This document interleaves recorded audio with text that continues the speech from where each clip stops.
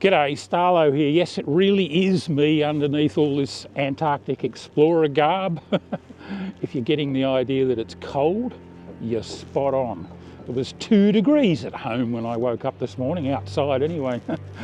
Now the sun's up, it's lifted to a balmy 4 or 5, but with the westerly that's blowing, it feels a fair bit colder than that, which is why I'm wearing all this stuff. I think I should have brought some gloves too, because I already can't feel my fingers. But despite the cold, I'm heading offshore. I've been tasked with going out and catching us a couple of meals of fresh seafood. We haven't had fish at home for a week or two. It's late winter.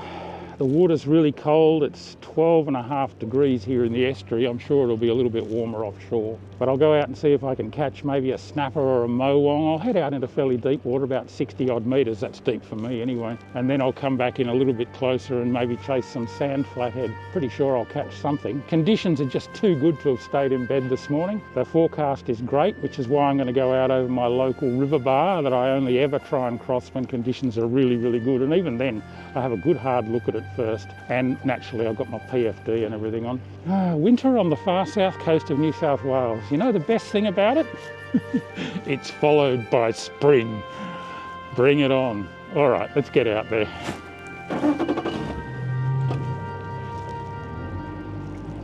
Even when the bar's as tame as it is today, it pays to keep your wits about you.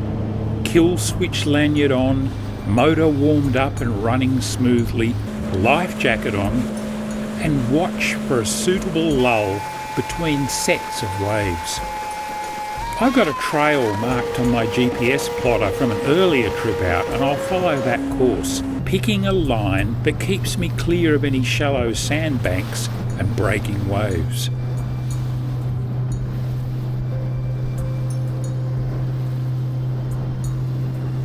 Ease the power off at the top of each swell, then back on again on the other side.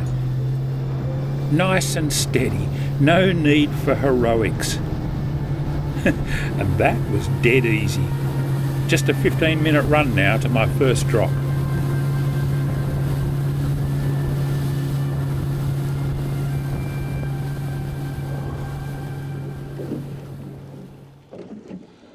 Well, it's finally warmed up enough for me to take all my headgear off, but I'm going to keep the jacket on for a while. It's still very chilly.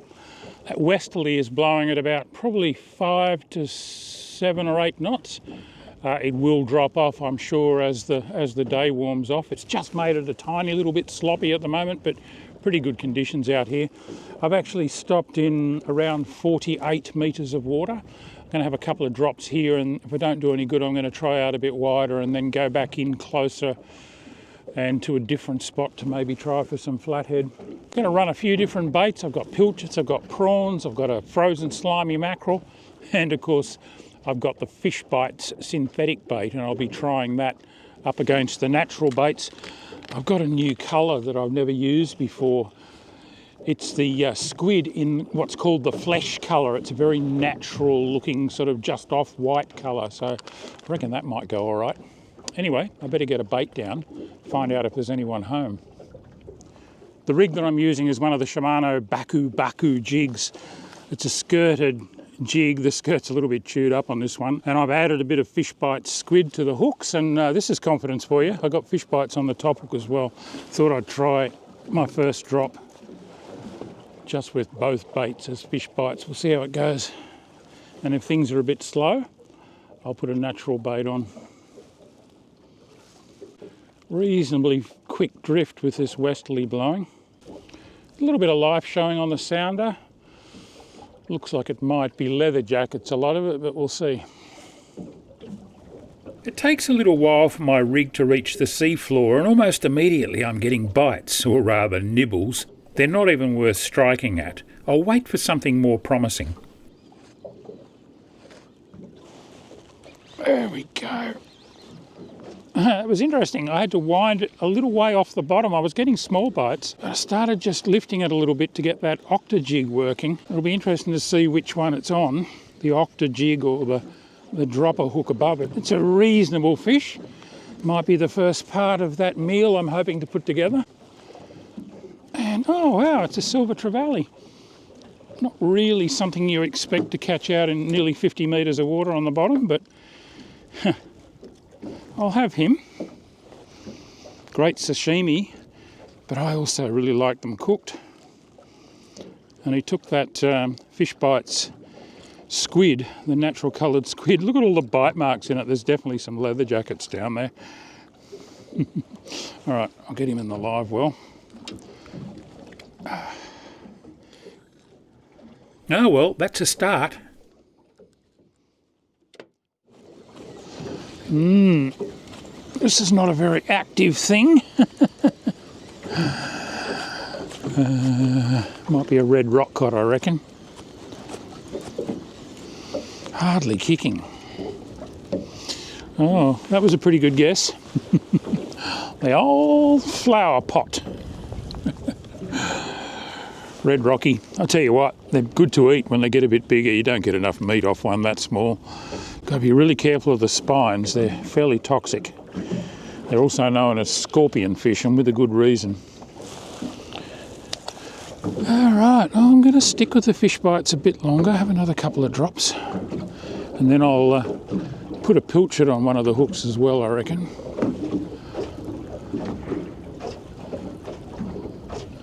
I'm pretty sure I just saw a whale up north there. Keep an eye on that. I love seeing these humpbacks on their way down south to Antarctic waters, but it also pays to be very aware of their location, especially if you're underway. Oh, that was a better bite.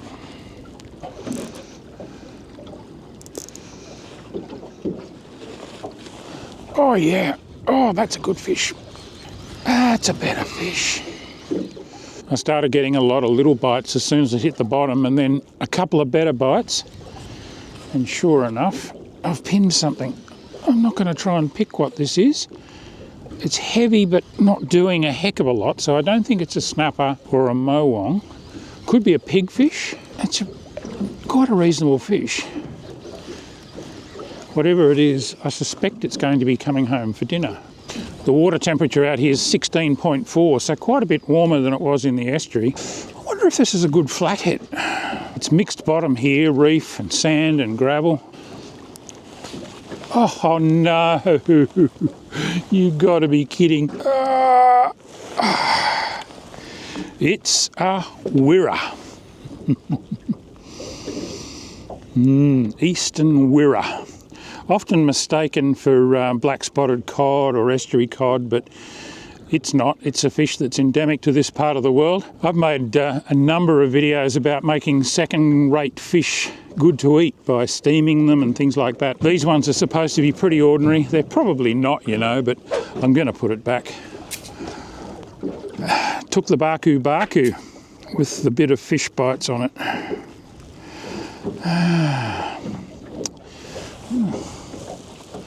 Off you go, mate. Oh, he swam down really well despite coming up out of a fair depth of water. The Fish Bites is hanging in there, so I'll send it down again. And it didn't take long.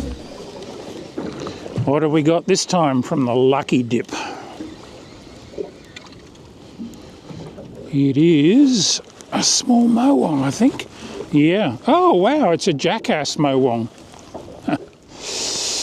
Don't catch a lot of those unless you get out into deeper water. But you can see by the black saddle on it that it's a jackass mowong. What our Kiwi friends would know as a terraki. I'm probably not getting that pronunciation right. Sorry to all my Kiwi friends. But they're actually the best eating of all the mowong. I don't mind the other mowong as well, the rubber lip or grey mowong, but these ones are delicious, so I'm going to keep that one. They don't grow as big as the rubber lip, but, well, not generally, but they're very tasty.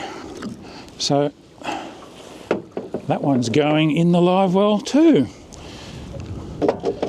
Once I've got a couple of fish in there, I'll icky spike them. I'll show you how to do that, and then I'll get them straight into an ice slurry. Slowly building on dinner. Oh yeah, that's a bit more like it. That's a bit more like it.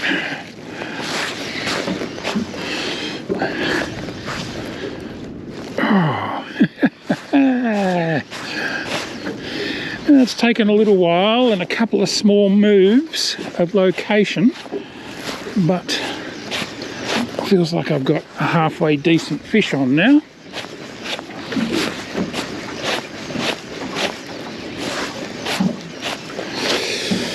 Might even need the landing net for this one, who knows?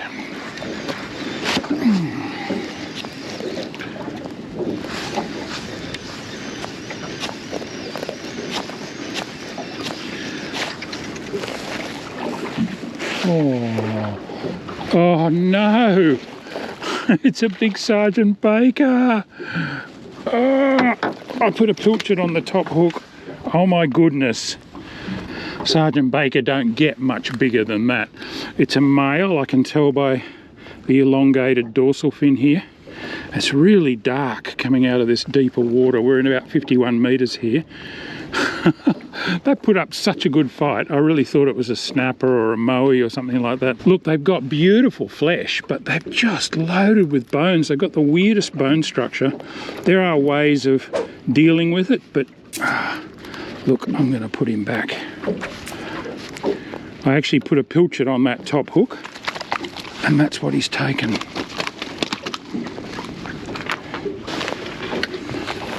They don't really seem to suffer from barotrauma, so we should go all right. Yep, diving straight back down. Damn, I thought that was going to be a good fish. Oh well, keep trying.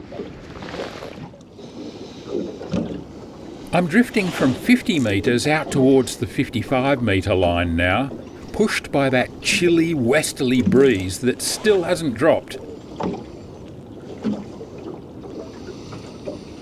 Oh, yes. Oh, this is an active fish. This has got to be something better, surely.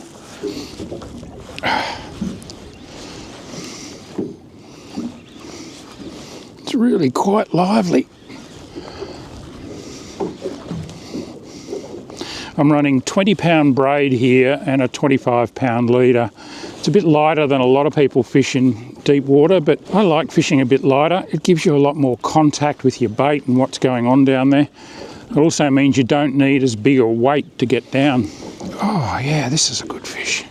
It's fighting all the way too. It hasn't thrown in the towel halfway up like a lot of them do. Please don't be another Sergeant Baker. I don't think so.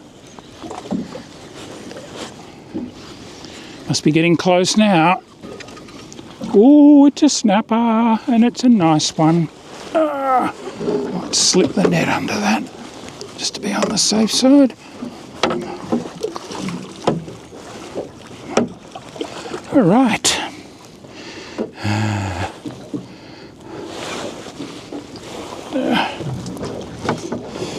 That one took the pilchard on the top hook, I believe. Yes.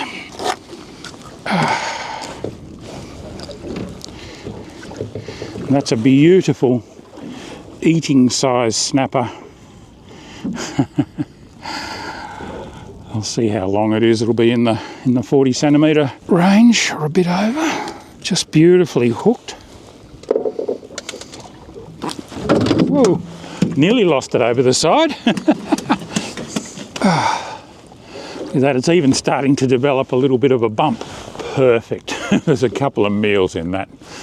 Hopefully it's got some mates. I'll icky jimmy brain spike this one right away and get it into the ice slurry. I've shown how to do this in a few earlier episodes, and I'll also provide a link below to where you can get one of those U-Butte icky pick spikes that I use.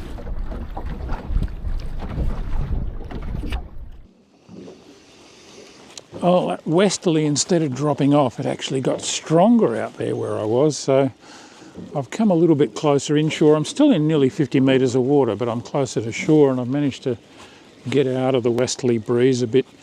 I'm on a flathead ground here. There's also some little patches of reef, so you never know what you might catch, but I'm hoping for some nice sand flathead, and I've got something on. Doesn't feel like a bad fish. Yep, that's a keeper. And I got it on the Baku with a strip of fish bites on it.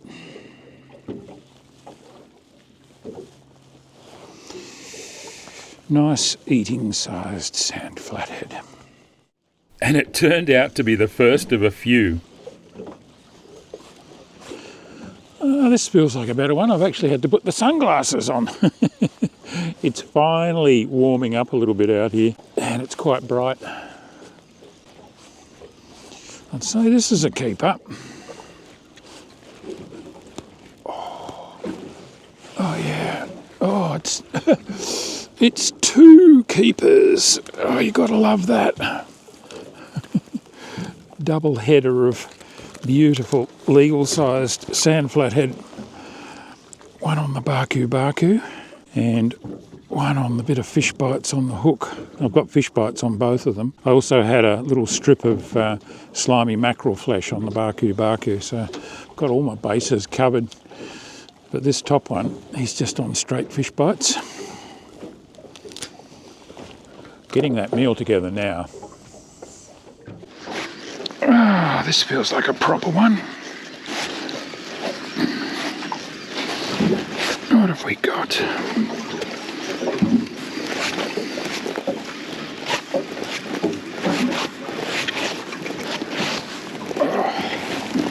Oh yes, that's a good sand flathead. I better slip the net under him.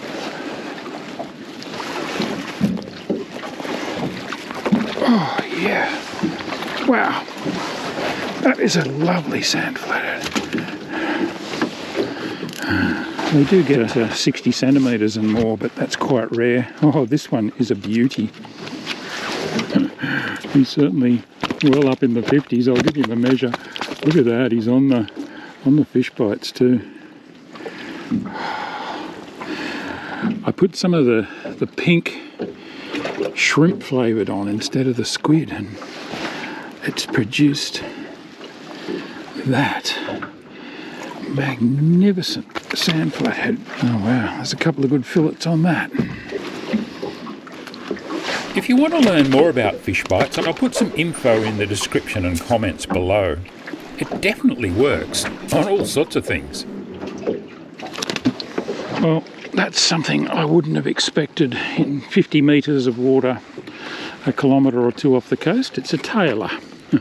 Pretty sure he grabbed it on the way up. I got a little flathead on and it suddenly got heavier and livelier on the way up, so I assumed it was probably going to be a slimy mackerel or something like that, but it's actually a tailor. How about that? I'm going to let him go. And I'm going to let this little tiny flathead on the fish bites go.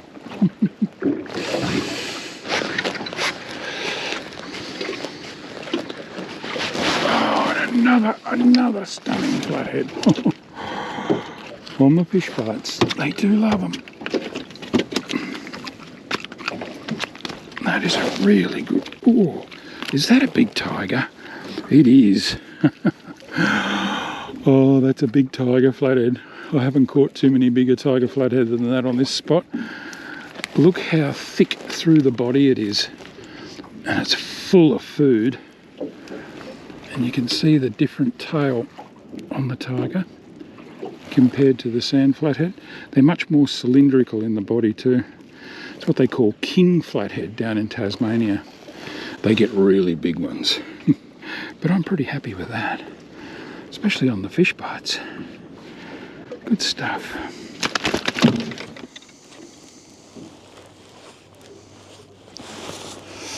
Oh, there's another nice legal-sized flathead. That might just about do me, I think. I've got a great feed now. I don't need to bag out. I'm going to head for home, do some fish cleaning. It's been a slow morning, but quite productive in the end. Settle down.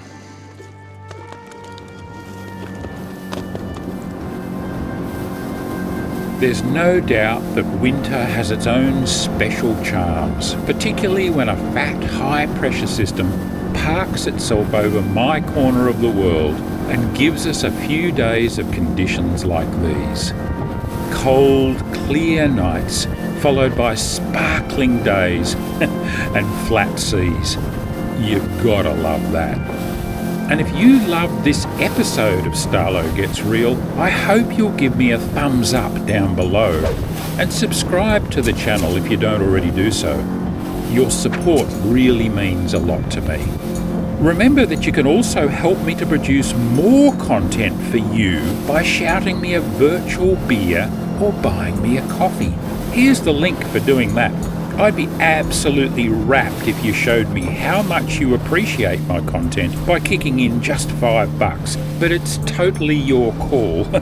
I'll keep making this stuff anyway. It's what floats my boat. By the way, if you'd like to see a couple more episodes featuring this style of bread and butter offshore fishing, here are two that I'd strongly recommend. I hope you enjoy them and that you pick up a few tips from watching them. And until next time, this is Starlo wishing you tight lines.